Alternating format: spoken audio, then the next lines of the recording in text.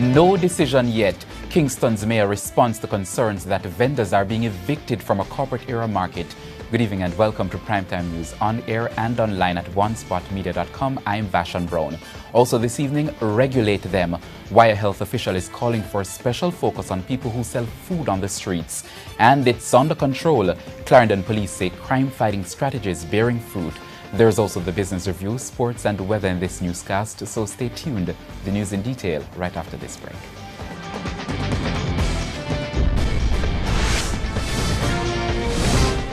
Welcome back to Primetime News and a special welcome to the viewers on onespotmedia.com. There's more confusion surrounding the plans for the Constant Spring Market in St. Andrew this evening. This as the Kingston and St. Andrew Municipal Corporation, KSAMC, says there's no confirmation about the sale of the market, nor has there been any attempt to evict the vendors. Kingston's Mayor Delroy Williams gave an update on the market during a tour this morning. TVJ's Herman Green has more.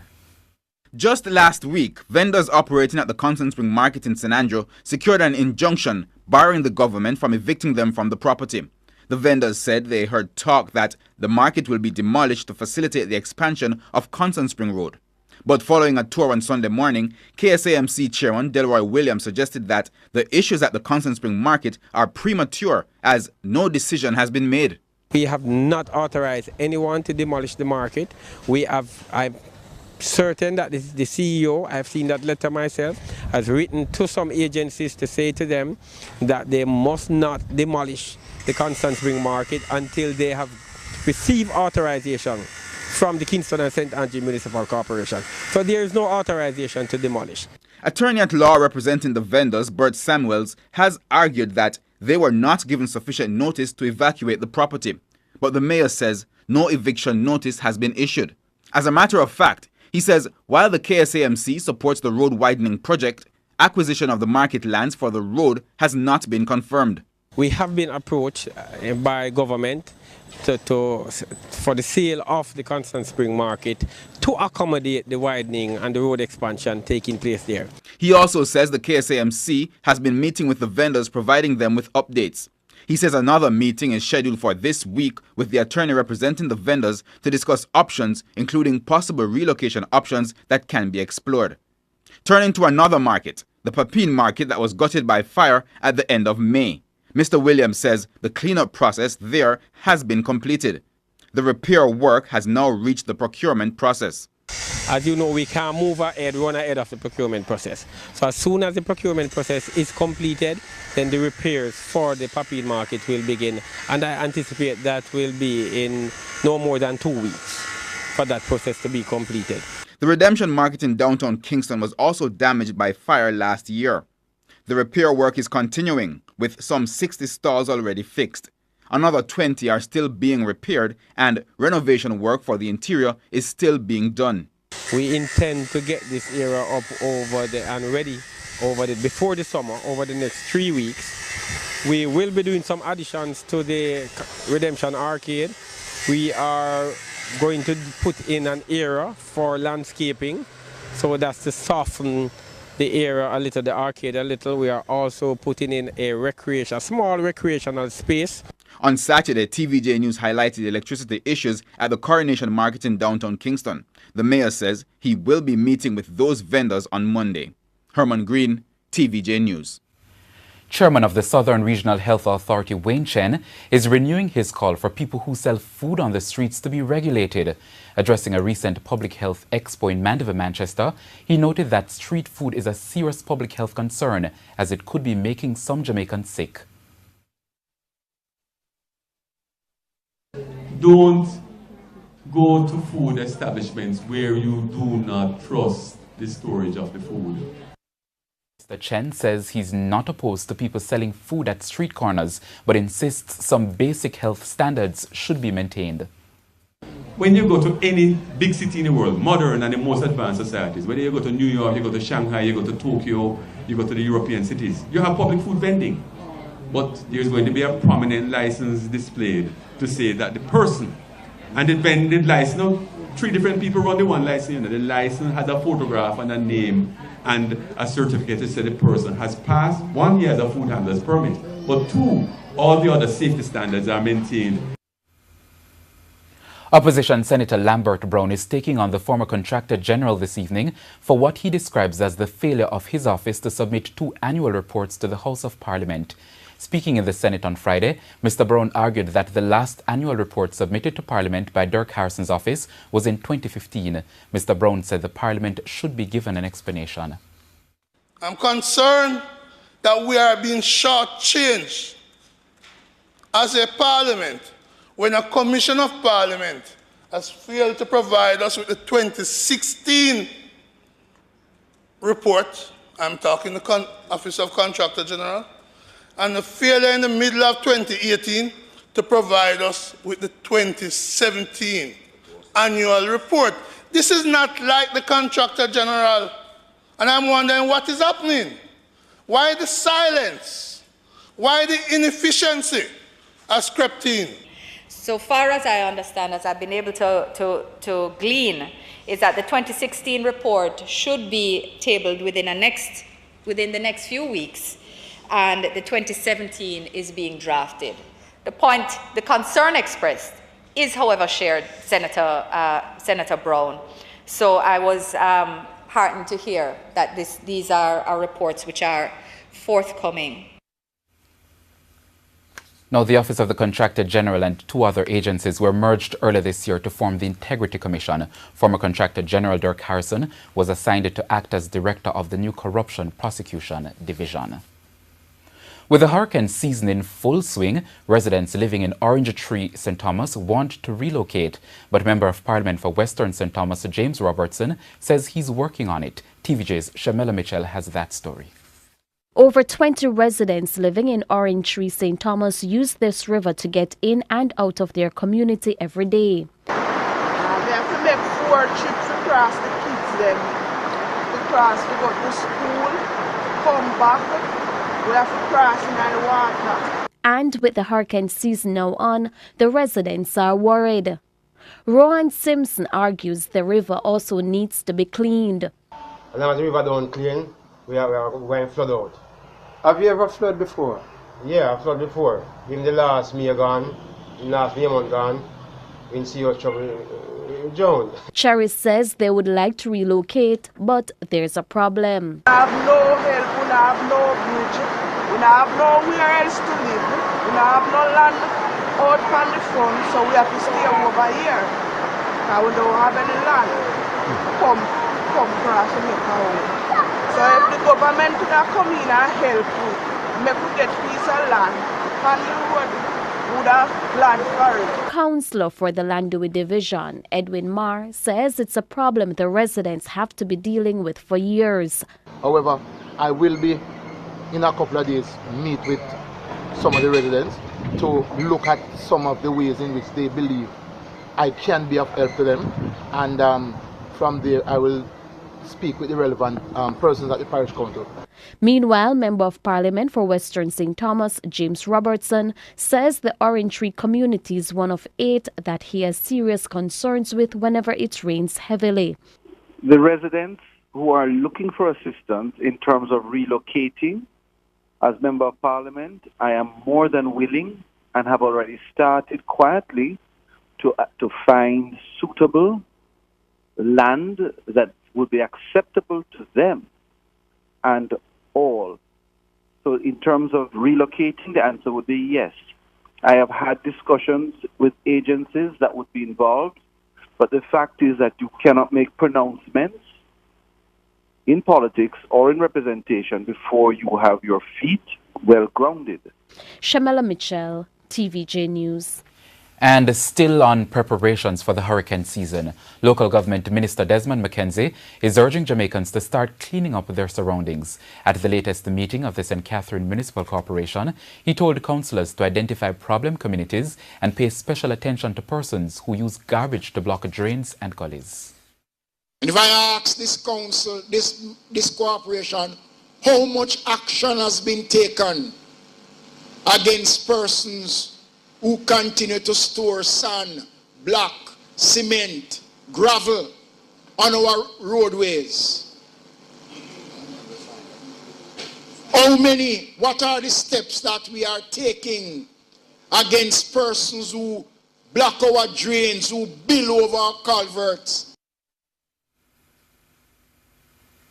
Head of the Clarendon Police Division, Superintendent Vendalyn Cameron Powell, says recently introduced strategies aimed at clamping down on major crimes in sections of the parish have borne fruit. Superintendent Cameron Powell made the disclosure at the recent monthly meeting of the Clarendon Municipal Corporation. We have more in this report. A few months ago, the police in Clarendon were kept busy, moving from crime scene to crime scene as criminals wreaked havoc across the parish. But head of the Clarendon Police, Vendalyn Cameron Powell, says the picture is now different. The Clarendon Divisional Head says major crimes have reflected a significant decline in comparison to previous months. We're trying our very best to police this parish. Last week, there are 0 people, no major crime in this parish. It's no luck. It's policing strategies. And we have changed some strategies inside South and Central. Strategies that we will never be disclosing. That's right. Strategies that are working for us. Superintendent Cameron Powell adds that the Clarendon Police are committed to preventing criminals from running rampant in the parish. She's also responding to those who continue to ask about her crime-fighting strategies. We continue to try and try hard in this parish. We continue to police it and to hide our strategies from the person who are asking. And this is the way out. We are not going to tell. Our strategies must be obvious by the stats. So the stats should advise you and policing strategies. So I'm asking, don't call my phone and ask me what is happening in the town center or elsewhere. I'm not going to tell you. In the meantime, she also points out that it is very difficult to police some sections of the parish because of poor lighting. Officer safety is a part of it. If the officers are not safe or remain safe, they are useless to the citizens. They need to see around them. So some sections are very, very dark. And I'm asking the council to please look at that for us, to assist with the lighting, especially in the Long Gully area of Farm Everdale. Despite initial concerns about the impact of the state of emergency and zone of special operations in St. James, stakeholders in the tourism industry say they're pleased with the results. Speaking at the Jamaica Hotel and Tourist Association JHT annual general meeting on Saturday, Association President Omar Robinson said since the implementation in January, business operators, residents and visitors have felt the difference. I tell you, Montego Bay is the safest place to be, ladies and gentlemen. You come and you can walk. The law and order. We have these grid lines in the road and people stop because they don't want to be, you know, we have the cameras there. Don't even know if they're working. But you just don't want to be caught with a ticket. But it's the most, you know, there is a lot of civility has returned to Montego Bay. Tourism Minister Ed Bartlett noted that with the security measures in place, industry growth continued in 2018. The figures for January to May tell me that performance has hit yet another record, with stopover arrivals for the first 5 months surpassing 1 million by about 30,000 visitors, representing a 5.5% increase over the same period last year. It must be noted, however, that while murders are down in the tourist capital, the numbers continue to rise in the other parts of the island. Crime continues to be a major concern for our industry, and we urge government to put all the resources in place to curtail its spiraling growth. In the meantime, Mr. Robinson was unanimously re-elected as president of the Jamaica Hotel and Tourist Association. No water, poor road conditions. Those are two issues the residents of Sherwood Forest, Portland, say they have been experiencing for over a year now, since a state agency did repair work in their area. The residents are now demanding that the National Water Commission, NWC, restore water to the community and that the National Works Agency, NWA, fix that very road that the NWC dug up. More in this report.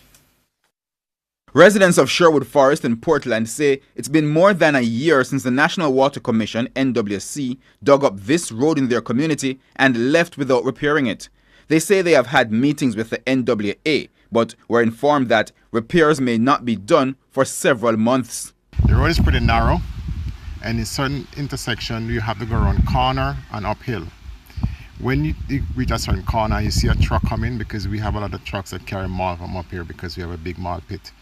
They would have to squeeze, reverse around corner to find somewhere suitable to park in order to let the truck through. When two cars are coming from the opposite side, it's very difficult to maneuver. See the people them come through and them fix the pipe, them and have to come back and fix them a couple times, but we not see them come back, come fix the road at all. So last day by day, it look nasty in the square up the top there. And the community have to get together and get some cement and them thing there and do a little thing for a neighborhood look back neat, man. In spite of the NWC repair work last year, the residents say they have now been without water for over a month. They now depend on rain for water. We get the understanding, so the pipeline them run so we don't know what go on. Chuck usual chuck water here, so but the longest while we not get none. And so my time when it comes, they must see a politics. Member of Parliament for Eastern Portland, Dr. Linville Bloomfield, says the situation is unacceptable. Water is a perennial problem, or lack of water. And Sherwood Forest is now deeply concerned because of that problem. The Water Commission has changed the pipes from the pumping station at the bottom of that Zion Hill up to Sherwood Forest. And for a long period of time, the people have been waiting now to have the road reinstated. He says the NWC informed him that the water trucks are down. He is, however, concerned with how they are handling the situation. There has not been any move to rectify or to remedy that situation. And therefore, it begs the question, if it is known for a year that the water is deficient, is going to get worse, why is not there a program for trucking to take place? I spoke with the regional manager and spoke with the parish manager to suggest that get a program going so that persons know when water is coming, so that they can prepare themselves to receive that water. No program has been forthcoming. It's understood the pipes the NWC installed last year were to accommodate a water improvement program, but the tanks in the community are too old for that program and now need repair. Herman Green, TVJ News. And still ahead in Primetime News, the business review and international stories. We invite you to stay with us. In this week's edition of the Business Review, we look at opportunities in Cuba and how one Jamaican company is looking to that market for growth. Here's TVJ's Dashan Hendricks with the details. An exploration tour. Cuba's ambassador visiting the St. Andrew-based tissue producer, San Myrna Paper Products. Its director, Mark White, reacting. It's a honor in having you here. But for the Cuban ambassador, the visit was about business. This is a good opportunity because we would like to increase our imports from the Jamaican markets. The Cubans have been sending delegations to Jamaica, the last one arriving in the country in April. And San Myrna, one of the companies targeted for products the Cuban market needs. We are a manufacturer of toilet tissue and towels, napkins, medical rolls, and anything in the paper products line. The most famous of the company's brand is Sophie, a range of tissue, napkins, and hand towels. The hope is that the visit of the Cuban ambassador will give the company a fillip in getting into its market. And if the opportunity arises where we can do business and export to Cuba, would welcome it. And in a market many times the size of the one it now operates in. Cuba is a market of 11 million people. I would say this is the biggest market in the Caribbean. We used to export to Trinidad, but now we're focusing on the Jamaica market. But if the opportunity arises, yes, we will take it up. He said he is hoping to tap into the Cuban market as quickly as possible. No timeline for doing so was offered. But for Cuba, the opportunities being sought are not only in manufacturing. We are looking for a lot of opportunities, And you know, I could say that the Caribbean is our national market because we are neighbors, so we have to look inside of our markets and then we have to look in other places, in other markets. Her country, entering a new era, is opening up. Economic development the aim. And the ambassador is saying her country is ready for international investors, including those from Jamaica. Anyone can come and invest in Cuba, of course. Every country has its own rules and its own procedures, and you have to respect or you have to follow our procedures. Jamaica has its own procedures, Russia has its own procedure, China has its own procedure, and Cuba has its own procedures. So what you need to do is just to respect our procedures. For the Business Review, I am Dashan Hendricks. Business Review brought to you by I got my mortgage from my dream home. Call for your VMBS mortgage today. With VMBS, you're sure.